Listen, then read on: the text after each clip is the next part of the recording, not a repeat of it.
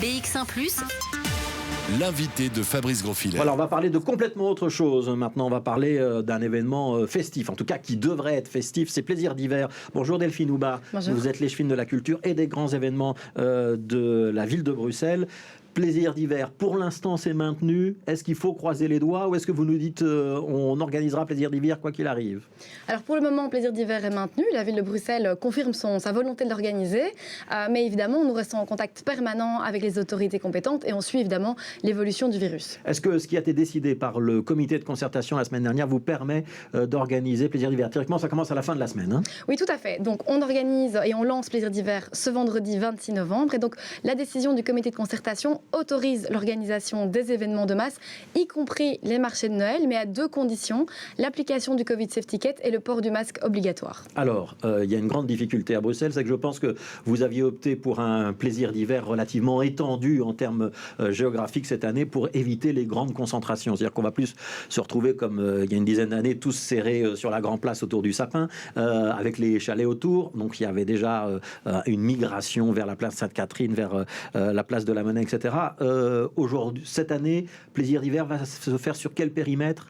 Donc on est en effet sur un parcours étendu qui ira grosso modo au-delà du Mont des Arts et jusqu'à au-delà de Sainte-Catherine. Et donc l'objectif est évidemment d'éviter une trop forte concentration. Ça veut dire qu'on ne met plus les chalets les uns à côté des autres? Alors on va rester sur une implantation similaire à ce qu'on a connu du coup en 2019, puisque nous n'avons malheureusement pas pu organiser Plaisir d'hiver l'année passée. On est dans un événement étendu sur un parcours d'environ 2 km qui est dans l'espace public. Et donc c'est là évidemment la particularité de Plaisir d'hiver et de la mise en place. On va prendre des mesures fortes, puisque l'objectif est de donner des perspectives au secteur, de donner des perspectives aussi réjouissantes pour ces fêtes de fin d'année, mais tout en étant conscient de la présence de ce virus. Et donc dans le respect des règles du comité de concertation, nous allons donc imposer le Covid Safety Kit pour toutes les personnes à partir de 16 ans qui consomment, c'est-à-dire qui vont acheter quelque chose à boire, quelque chose à manger, un petit cadeau dans les chalets, mais aussi pour accéder aux attractions, la Grand Roue, la patinoire par exemple, et donc tout cela à partir de 16 ans. Au niveau du port du masque aussi également, des mesures à partir de 10 ans, donc le port du masque est obligatoire sur tout le site de Plaisir d'hiver, y compris les rues qui relient les différents sites. Alors comment on va faire pour appliquer le Covid Safety Kit sur un territoire qui est relativement étendu, avec... vous l'avez dit, une application où on va distinguer le consommateur de celui qui ne l'est pas. C'est-à-dire que si je me promène dans Plaisir d'hiver, mais que je ne veux rien acheter, rien consommer, pas boire de vin chaud, pas manger de gaufres, je vais pouvoir y aller sans Covid Safety Kit. Est-ce que c'est pas contradictoire, ça? Alors l'objectif, c'est de trouver une mesure qui permette de créer un lien entre les personnes qui circulent dans l'espace public et l'événement. Puisque Plaisir d'hiver a lieu dans l'espace public, il faut bien créer un lien. Et qu'est-ce qui expliquerait donc le port du masque obligatoire et le Covid Safety Kit? Et donc, on s'est dit finalement, les personnes qui viennent à Plaisir d'hiver sont des personnes qui vont vouloir, comme vous le dites, boire un vin chaud, un chocolat chaud, manger une tartiflette, faire un tour à la Grand Roue. Et donc, on a établi ce lien. Et donc, qu'est-ce qu'on va mettre en place? Très concrètement, un bracelet. Donc, on va mettre une petite dizaine de points sur le parcours où les personnes pourront aller présenter leur Covid Safety Kit. Donc là, on fait scanner son Covid Safety Kit et on a un bracelet en échange. Tout à fait. Et donc en échange de la preuve qu'on est donc vacciné ou bien immunisé ou qu'on s'est fait tester récemment, on reçoit un bracelet. Le bracelet sera différent tous les jours. Ça permettra de vérifier que les personnes qui circulent respectent bien les mesures en vigueur. Et c'est uniquement sur présentation de ce bracelet que les personnes pourront accéder aux attractions ou acheter au niveau des chalets. Ouais, vous avez l'assurance que tous les commerçants vont jouer le jeu, qu'ils n'auront pas envie de vendre à quelqu'un qui n'a pas le bracelet? En tout cas, on sera très clair et on l'a déjà été auprès des commerçants. Évidemment que les commerçants vont devoir jouer le jeu parce que nous sommes tous responsables par rapport à cette situation. Je pense que les commerçants je vous donne un cas d'école, mais qui risque de se produire. Il y a un membre d'une famille qui a un bracelet, il se présente pour acheter du vin chaud, il en prend 5 ou 6 pour les donner à ses amis ou aux membres de sa famille. Ce sera possible ou pas possible? On va demander aux commerçants d'être très attentifs parce qu'évidemment, il faut qu'on soit responsable par rapport à la situation. Alors voilà, les mesures datent de la fin de la semaine passée. On est en train de voir comment est-ce qu'on peut mettre tout ça en place concrètement. L'inauguration de Plaisir d'hiver a lieu ce vendredi, donc on est en train de finaliser tout ça. Mais oui, l'objectif est de responsabiliser aussi les commerçants dans ce contexte.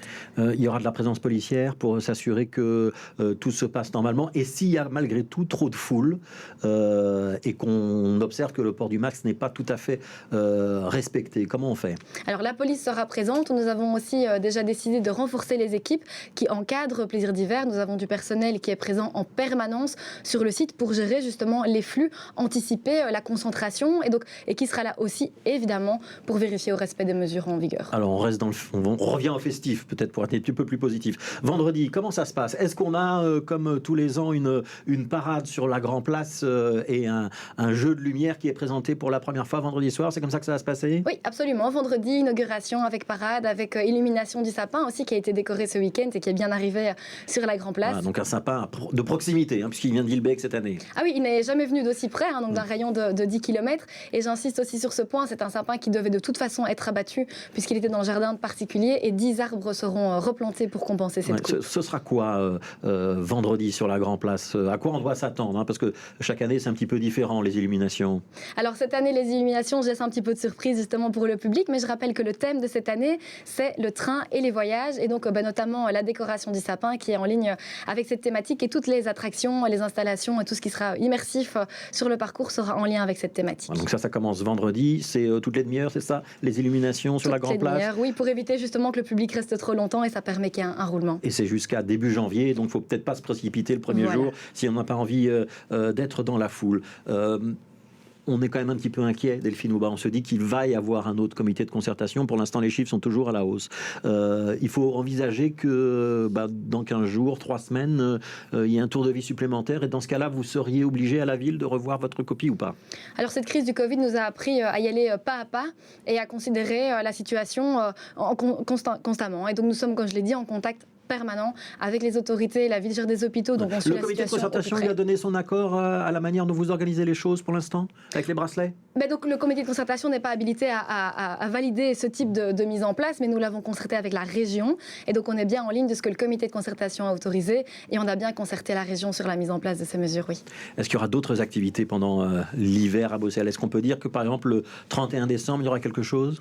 Alors on y travaille, et on verra aussi en fonction de l'évolution de la situation, mais la ville de Bruxelles a toujours voulu se montrer volontariste et responsable, donner des perspectives au secteur culturel, événementiel, touristique, c'est fondamental, tout en se montrant responsable sur le plan sanitaire et donc en mettant les mesures nécessaires en place. Donc on verra pour le nouvel an, mais notre objectif est bien de pouvoir donner de belles perspectives pour les fêtes de fin d'année. Un tout petit peu plus précise, est-ce qu'il y aura quelque chose pour le nouvel an? Est-ce que ce sera place de Brouckère? Est-ce que ce sera sur le piétonnier? Est-ce que ce sera ailleurs? Je ne peux encore rien vous dire de plus pour le moment. Vous ne pouvez rien nous dire de plus pour le moment? Bon, c'est pour qu'on vous réinvite. Merci beaucoup Delphine Houbat, merci d'être passé avec nous. Je rappelle que vous êtes l'échevine en charge de la culture et des grands événements pour la ville de Bruxelles. Un tout petit mot sur la culture quand même. Est-ce que le secteur arrive à travailler avec le Covid Safe Ticket en ce moment? Alors aujourd'hui, donc je rappelle que c'est le Covid Safe Ticket plus port du masque pour les lieux en intérieur. Mais globalement, ça permet surtout, et c'est vraiment ça le positif, que les lieux culturels restent ouverts au public. Et c'est surtout ça que j'ai envie de souligner. Et pour l'instant, ils restent tous ouverts. Tout à fait, tout à fait. Merci beaucoup.